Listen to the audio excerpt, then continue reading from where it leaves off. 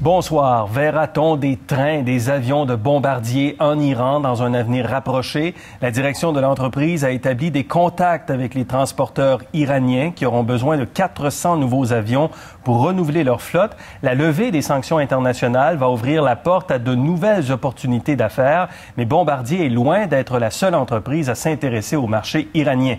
Avec nous, Bador Zabian qui a enquêté sur ce dossier. Bonsoir, Bador. Bonsoir. Bombardier a confirmé que des représentants sont allés en Iran.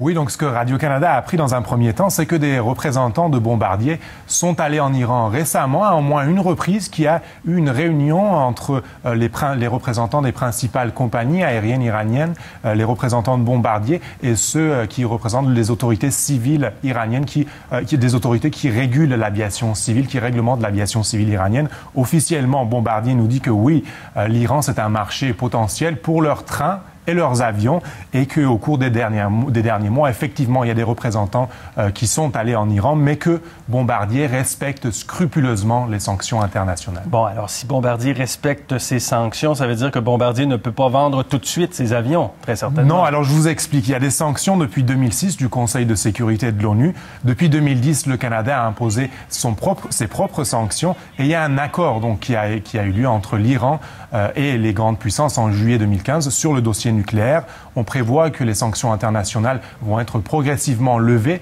d'ici 2016, mais les sanctions canadiennes, on ne sait pas encore, mais j'ai parlé à un juriste international qui nous dit que les sanctions canadiennes plutôt, devraient être revues.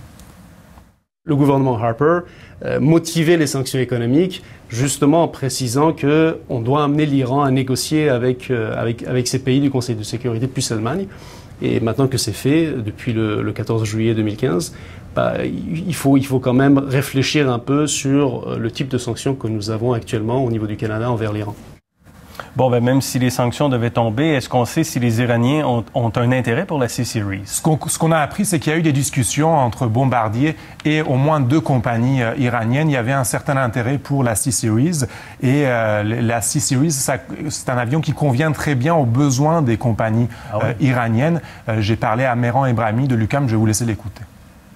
Je dirais la majorité des avions demandés en Iran correspondent à donc cette 100-150 places de ces 2 variétés de C-Series. Il y a les compagnies nationales, mais il y a beaucoup de compagnies privées. Ces compagnies-là, eux, ils aimeraient, la tendance générale des dirigeants de ces compagnies-là, c'est d'aller avec les compagnies occidentales.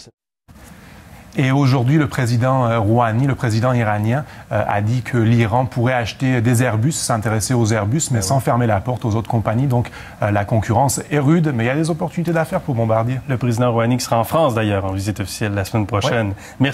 Merci beaucoup, Bador. Par ailleurs,